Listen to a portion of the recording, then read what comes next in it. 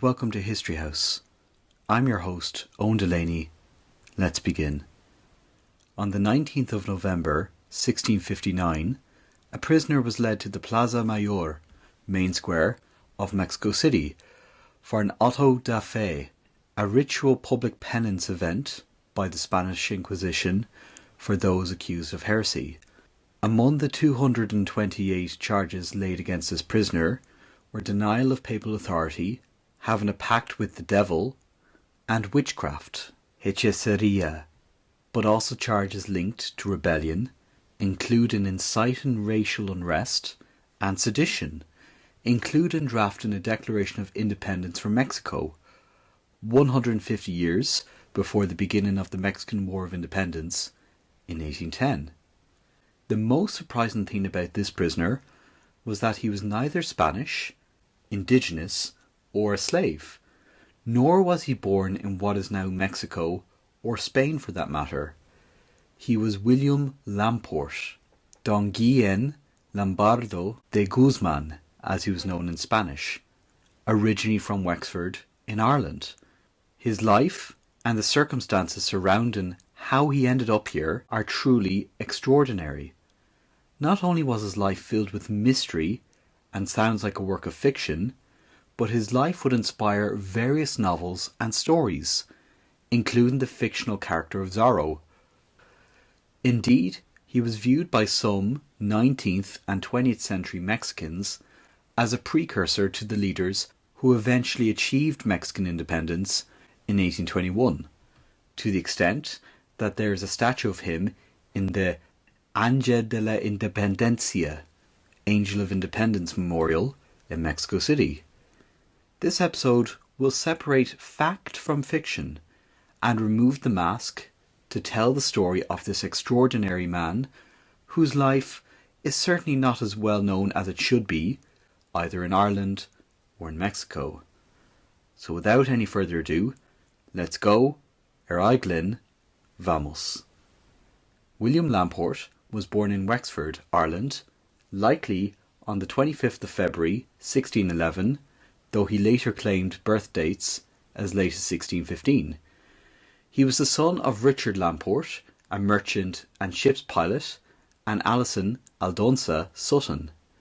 His family belonged to the Old English Catholic gentry, descendants of 12th century Norman settlers who remained loyal to the Catholic faith during the English Reformation, and were thus seen as potentially rebellious by the Protestant ruling class. The Lamport family had land and a castle in Ladies Island, Wexford. They also had a history of resistance against English rule.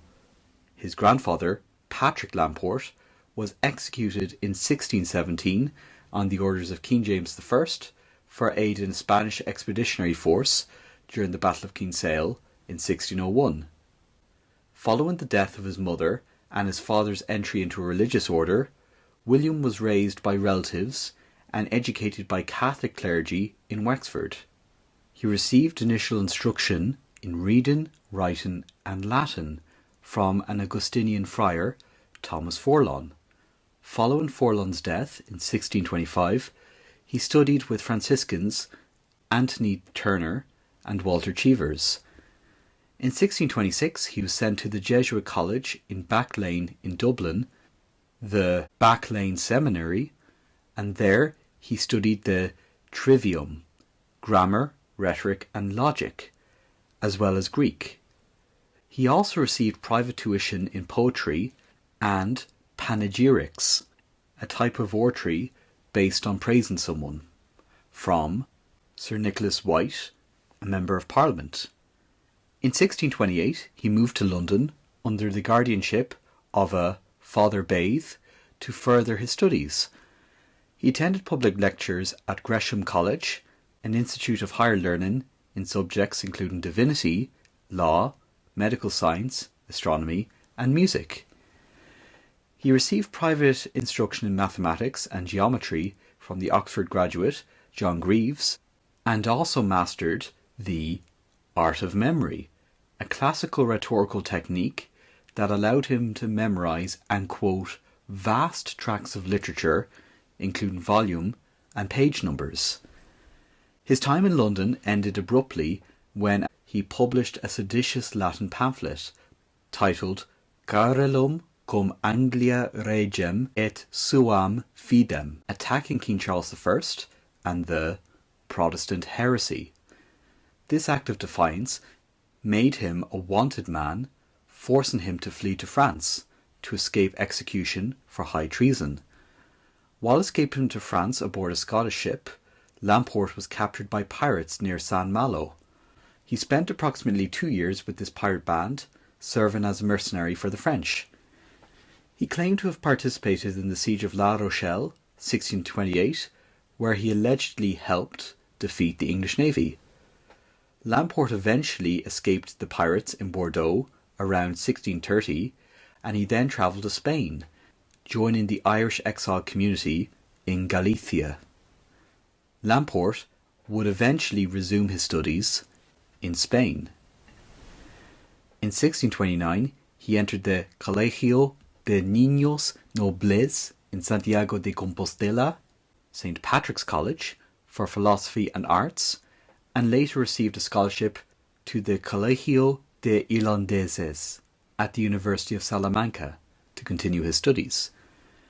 In 1632, the Count Duke of Olivares placed him in the Colegio de San Lorenzo at the Escorial, an elite training ground for crown servants, and later at the Colegio Imperial de Madrid.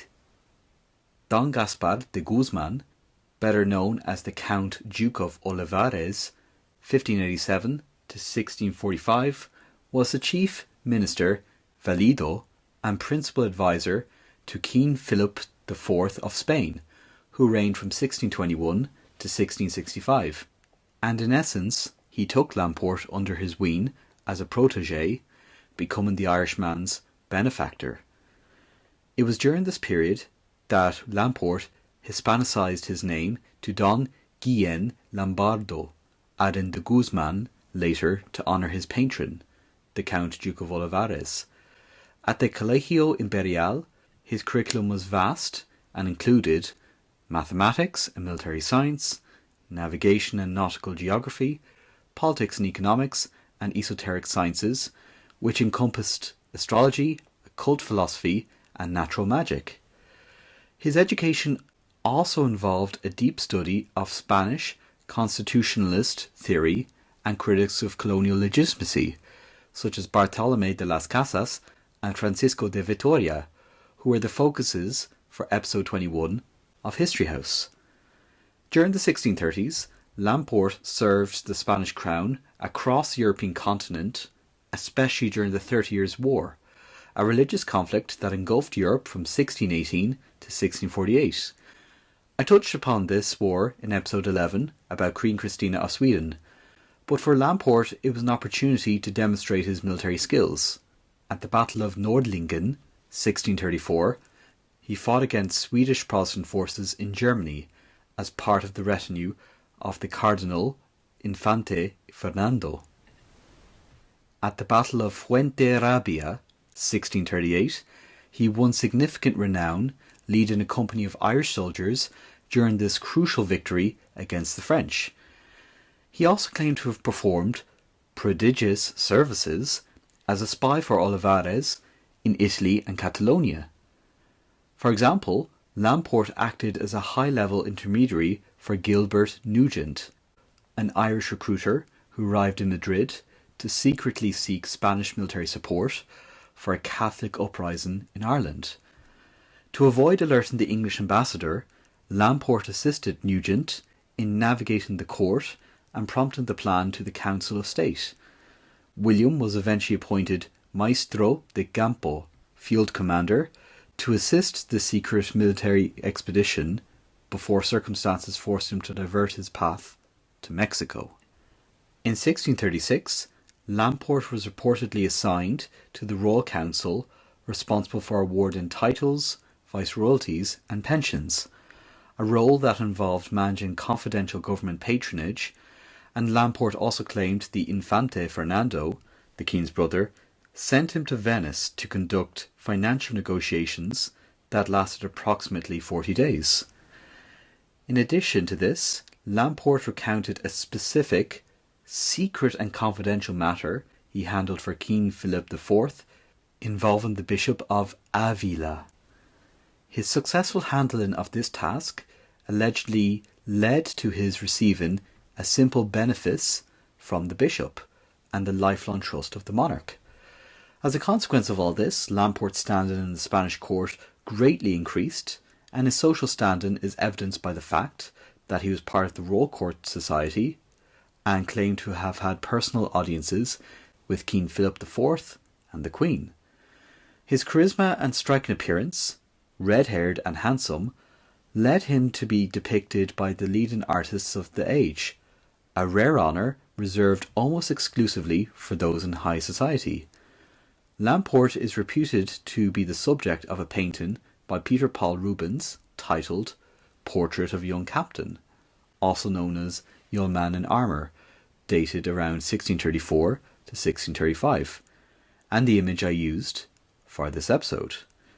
The painting depicts a handsome young man with red hair and a piercing gaze, wearing a dented cuirass with a red sash over his left shoulder. It is currently housed in the Timken Museum of Art in San Diego, California.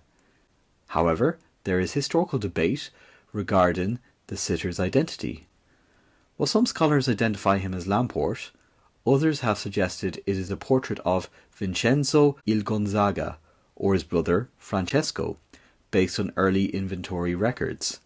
However, one image that we can say is Lamport with nearly 100% certainty is a double portrait sketch by Anthony van Dyck. In the mid-1630s, while Lamport was in Brussels, a preliminary sketch was made for a future portrait by Anthony van Dyck, or one of his students. The drawing depicts a long-haired Lamport dressed as a student under his coat of arms, presenting a manuscript to his teacher and mentor, the Jesuit mathematician Jan Carel de la Faye. The final oil painting was never completed, but the original drawing is held at the Szép Művészeti Museum in Budapest, Hungary. In the late 1630s, Lamport's life at court was derailed by a scandalous affair with Doña Ana de Cano y Lleva. Historical evidence regarding her background is contradictory. Some sources describe her as a noblewoman and a lady of the palace, while others suggest she may have been a Portuguese converso, a descendant of forcibly converted Jews.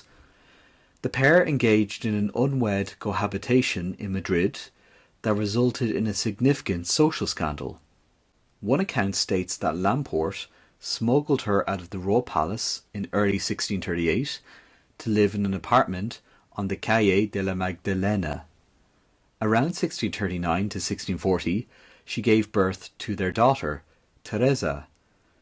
During her pregnancy and delivery, she reportedly used the alias Godoy y Rodriguez to avoid further dishonour to her family.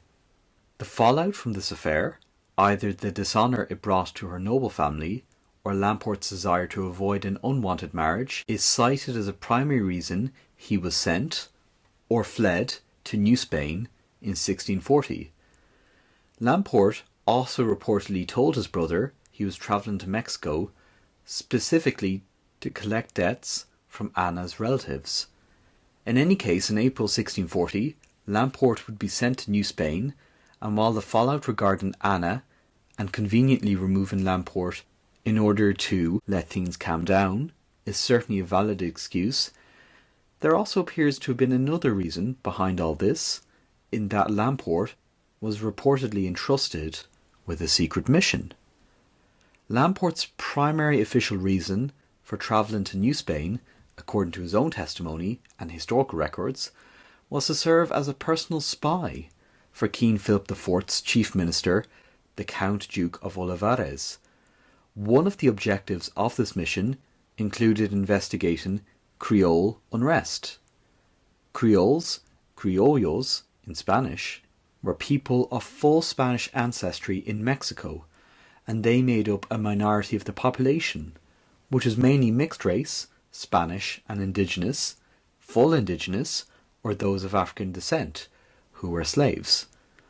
Olivares had received reports from the outgoing viceroy, the Marquis of Cadereyta, that the Mexican-born Spanish elites, criollos, were on the verge of a rebellion. Lamport was tasked with infiltrating these circles to assess the truthfulness of these reports. He was also reportedly ordered to travel, in all secrecy, to monitor the government of the new viceroy, the Marquess de Villena, and relay information regarding his loyalty and competence back to Madrid. As an incentive for this dangerous undercover work, Olivares reportedly promised the title of Marquis of Cropani, a minor fiefdom in southern Italy. Ultimately, he set sail from Cadiz on April the 21st, 1640, travelling in privilege on the same ship as the new viceroy, the Marquess de Villena, and this ship was a 650-ton Biscayan now named Nuestra Señora de la Concepción, captained by Tomás Manito. Although travelling in the viceregal entourage, Lamport's specific lodging was a cramped, lice-ridden space known as a rancho that he shared with the viceroy's personal chef and servants. His daily diet consisted of infested hardtack, cheap wine and salted meat stews, though he occasionally received shares of the viceroy's luxury food.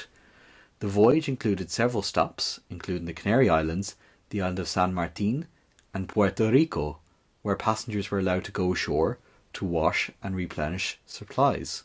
To pass the time and combat the extreme boredom of the Atlantic crossing, the passengers engaged in poetry competitions and musical feasts on religious holidays. The journey was marked by dramatic events, including a disease outbreak, spread through the ships, resulting in dozens of illnesses and multiple deaths. Lamport also had to manage the awkward presence of his estranged brother, John, who was travelling in the same fleet as a Franciscan missionary, and the two reportedly ignored each other throughout the trip. The fleet finally sighted land and arrived at the port of Veracruz on June the 24th, 1640, the feast of St. John the Baptist. Following his arrival, Lamport joined the viceregal caravan for the long trek into the highlands towards Mexico City. It was here that Lamport's life would change completely, and that he would make his mark on Mexican history through a series of events that would seem almost like far-fetched fiction if it wasn't real. Before all this, though, we'll take a short break. See you all soon.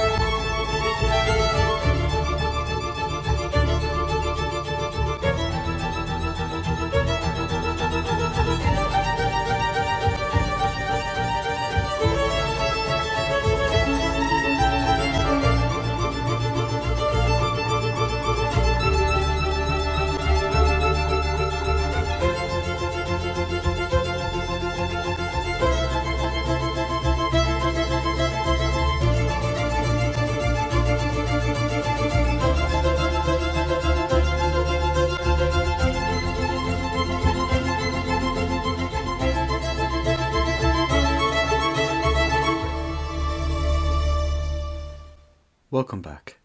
Before the break, we were talking about William Lamport, his life in Ireland and London, his time with pirates and his time in Spain, and his services as a soldier and a spy before he left for New Spain, Mexico.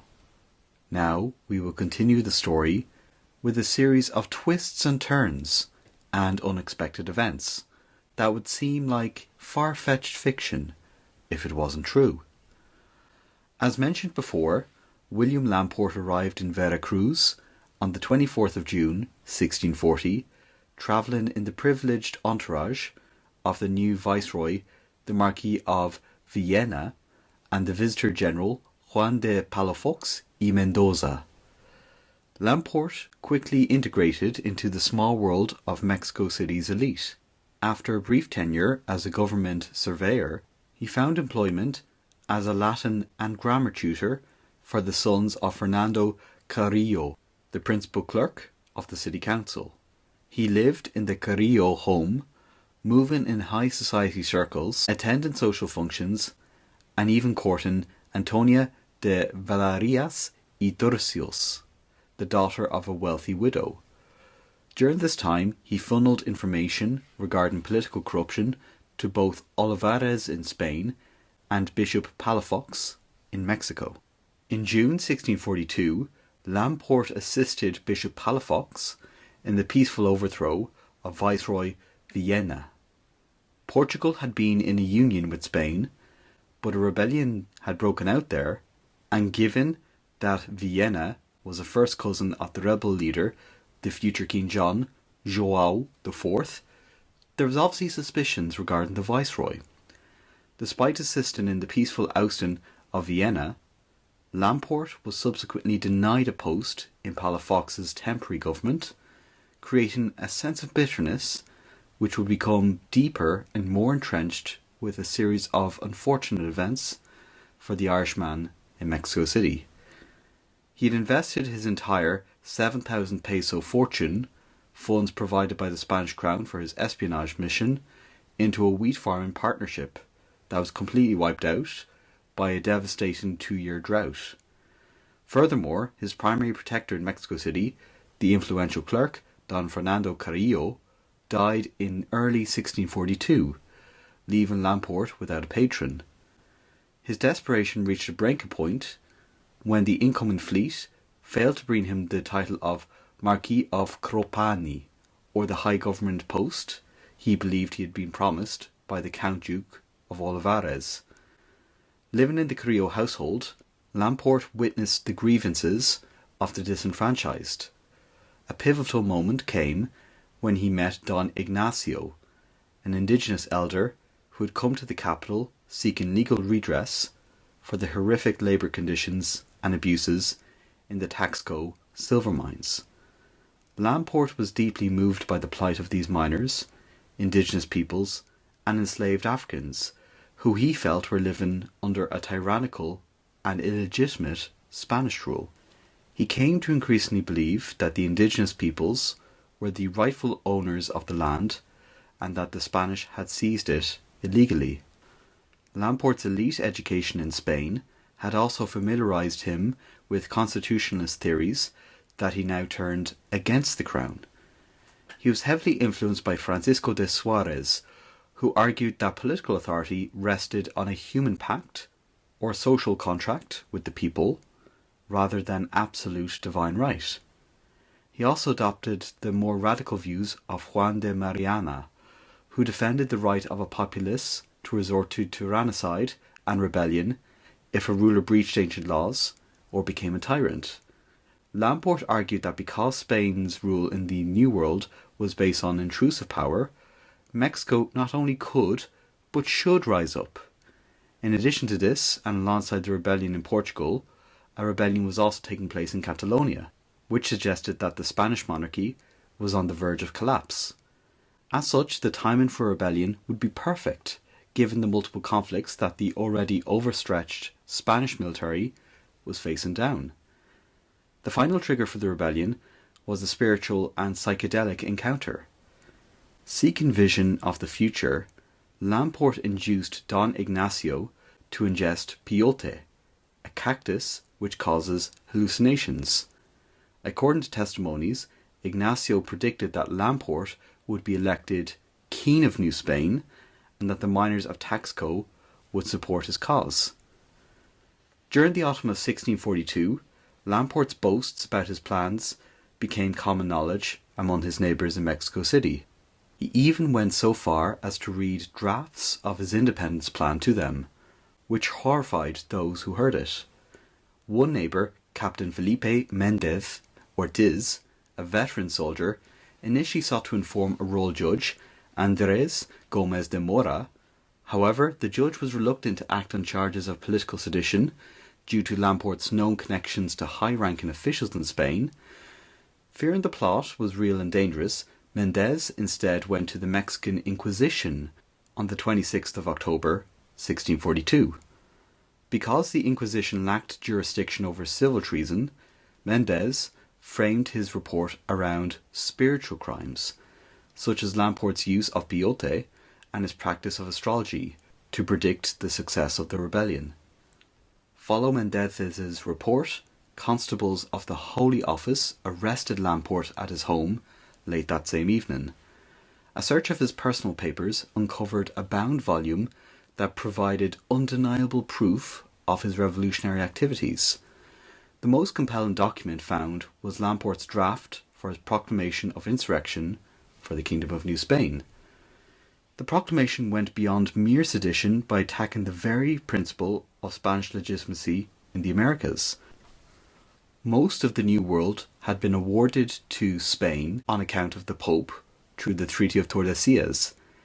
However, Lamport argued that the Pope had no right to donate temporal authority over the New World to the Spanish monarchs. And, according to this document, the indigenous people remained the rightful owners of the land, possessing the sole power to elect a king by their common consent. In this proclamation, Lamport also condemned slavery as an insult to God, who made them free, and a nature's right, usurped pledging to liberate all enslaved African, mulatto, and Berber people. He planned to end the repartimiento, forced labour drafts, and restore ancestral lands to the indigenous people, with indigenous nobility being elevated to the same rank as the Spanish nobility. The proclamation asserted that all men are free and are the sons of their own deeds, promising equal opportunity for all to hold ecclesiastical, secular, or military posts. Lamport did not intend to rule as an absolute tyrant, and his plan outlined a modern, structured state, and while he envisioned himself as a King of New Spain, or Emperor of the Mexicans, his powers would be restricted and exercised in consultation with a parliament. He proposed a Cortes parliament, where Indians and freedmen are to have the same voice and vote as the Spaniards. In addition, he suggested that New Spain would break the Spanish monopoly and open its ports to free trade with Europe and Asia, specifically China, believing this would make Mexico one of the most powerful nations on earth. To achieve all this, Lamport intended to seize the viceregal palace using a militia of 500 African slaves and indigenous archers. Drafts of letters were found addressed to the Pope and European monarchs, including the kings of France and Portugal, seeking diplomatic recognition for his new regime. And, in order to satisfy popular assemblies, he wove a claim into the proclamation that he was the illegitimate half-brother of King Philip IV, presenting himself as a scorned prince for a scorned kingdom. As such, Lamport could be viewed as an early precursor to the Mexican independence, 150 years before it eventually occurred in 1821. While the evidence for Lamport as the leader of a rebellion is compelling, there is also some theories that there was no such plot, and that he was a scapegoat, a victim of a conspiracy against him. During his trial, Lamport consistently urged that he had feigned conspiracy to infiltrate seditious Creole circles as an agent for the Count Duke of Olivares. He claimed his papers were mere tools to smoke out Portuguese rebels and prove his loyalty to the king.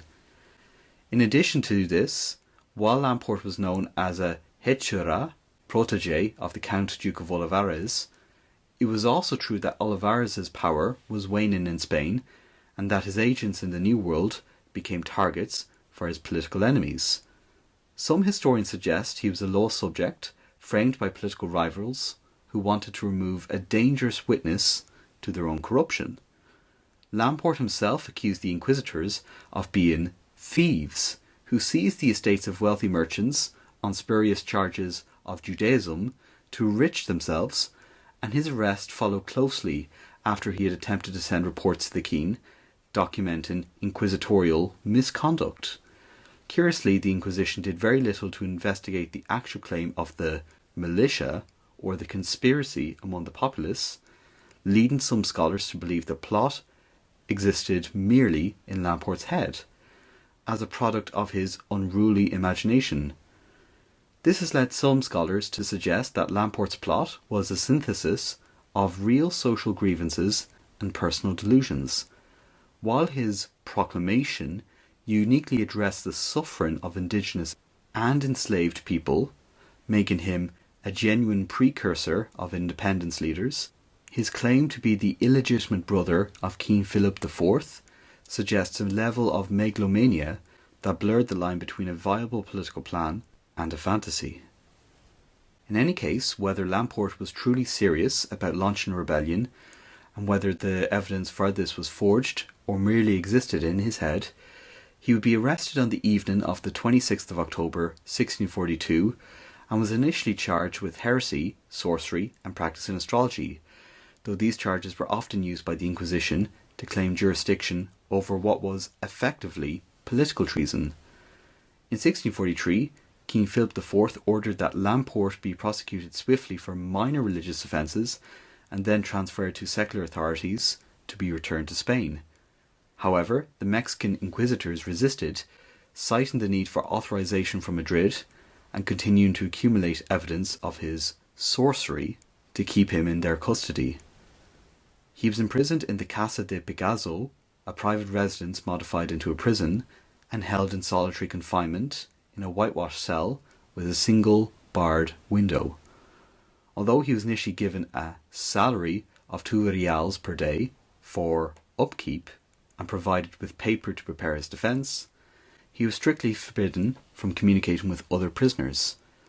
Despite the rule of silence, Lamport became a leader of resistance within the prison. He devised a Morse-like tapping code, for example, 1 blow for A, 2 for B, to communicate through the cell walls. He and his fellow inmates adopted aliases to protect their identities. Lamport used pseudonyms such as Charcoal Astrologer and the Cockatrice. To further bypass eavesdropping scribes, prisoners often conversed in languages the officials did not understand, including Bantu, Nahuatl, and Zapotec.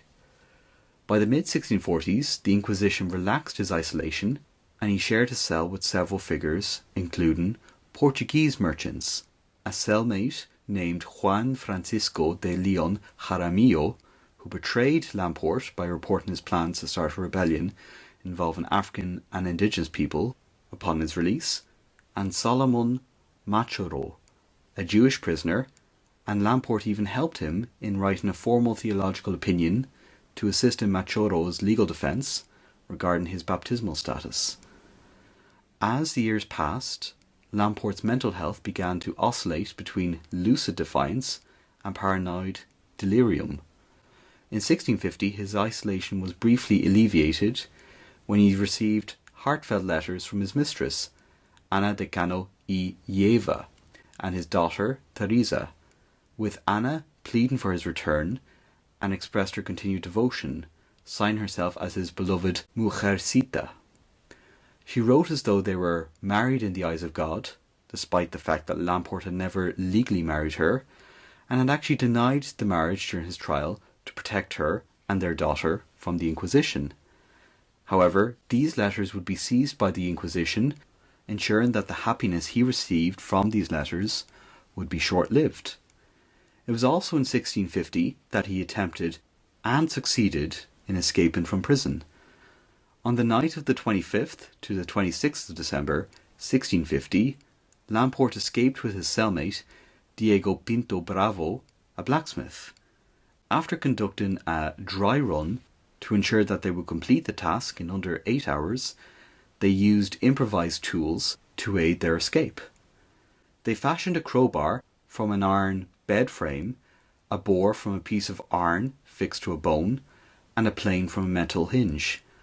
They braided a rope out of torn sheets, shirts and pillowcases, and Lamport also modified 2 floorboards into a ladder with linen stirrups.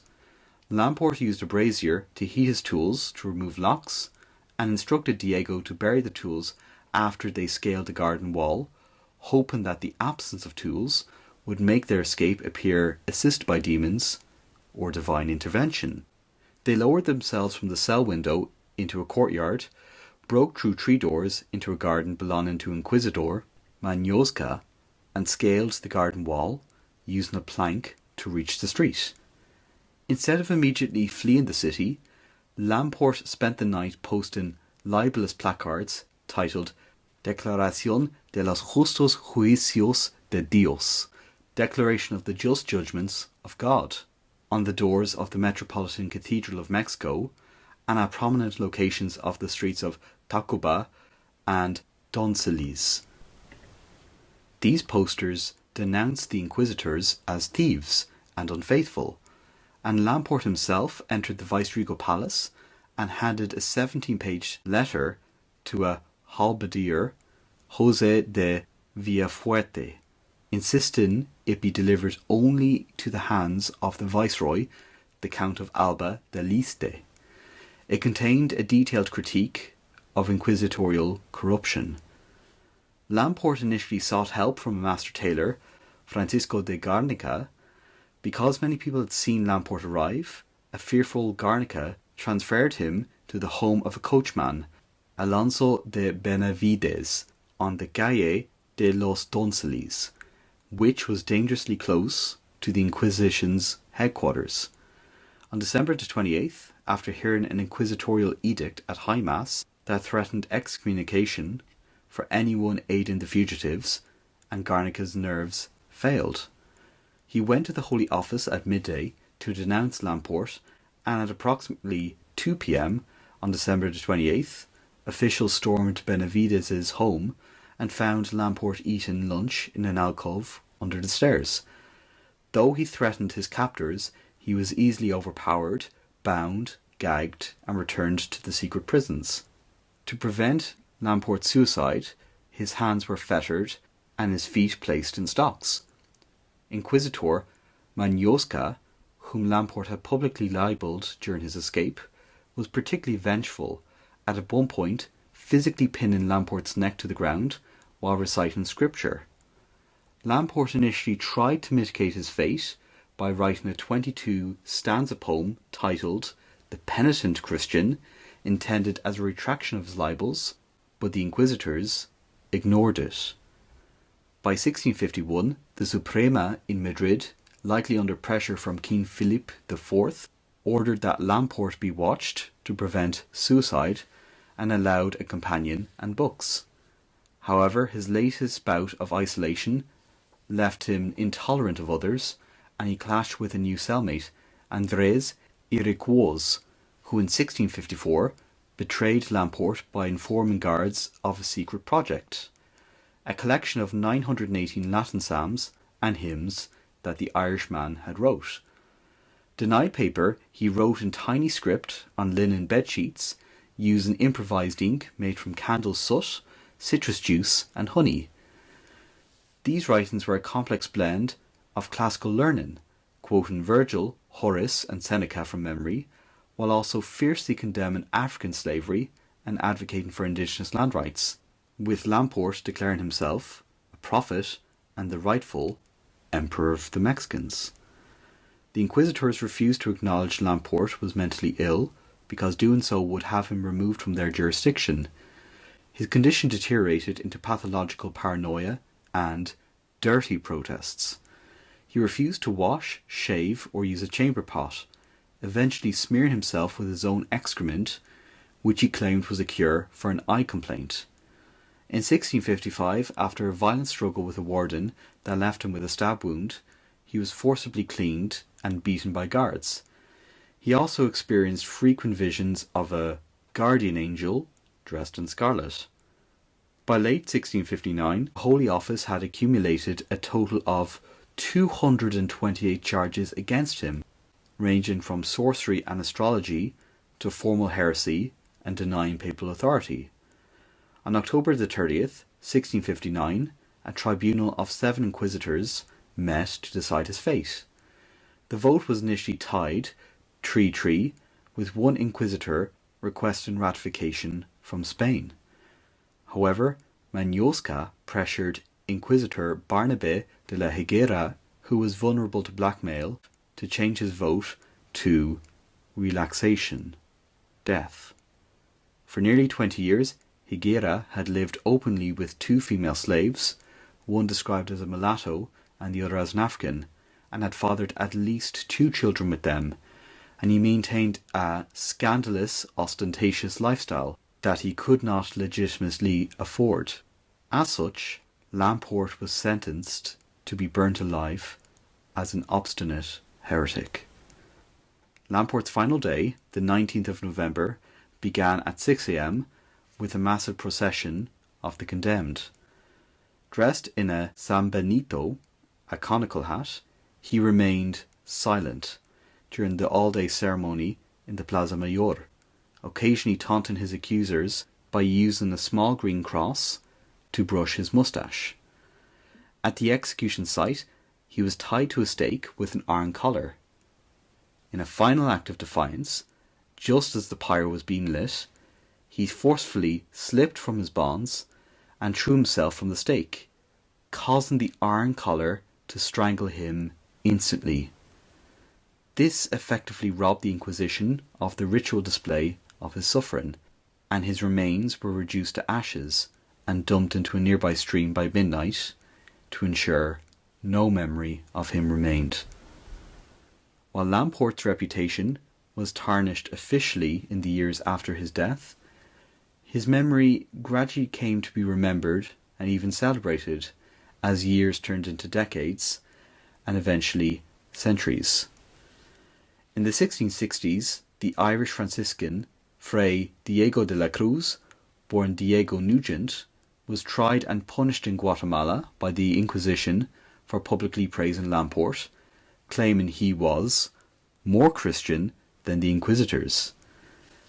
A century after Lamport's death in 1760, an indigenous man named Antonio Perez founded a syncretic religious movement influenced by the figure of Lamport. His name was whispered in secret to spur indigenous communities towards rebellion throughout the 18th century. 1810 to 1821 witnessed the Mexican War of Independence, and in the years following Mexican sovereignty, many Mexican intellectuals sought to identify early roots of the nation's independence. In 1872, the Mexican liberal politician Vicente Riva Palacio published Memorias de un Impostor, a historical novel that romanticized Lamport's life, transforming him into a swashbuckling hero of liberty. Liberal thinkers began to vaunt him as an early precursor of Mexican independence, noting that his 1642 proclamation contained ideas like the abolition of slavery and equal rights that would not reappear until the 19th century. However, his legacy remained controversial, as some historians dismissed him as a mere foreign adventurer rather than a sincere liberator. That being said, his memory continued to grow until in 1910, during the centenary of Mexican independence, a statue of Lamport bound to the stake was placed in the mausoleum of the Angel of Independence Monument in Mexico City, among the primary heroes of the 1810 revolution.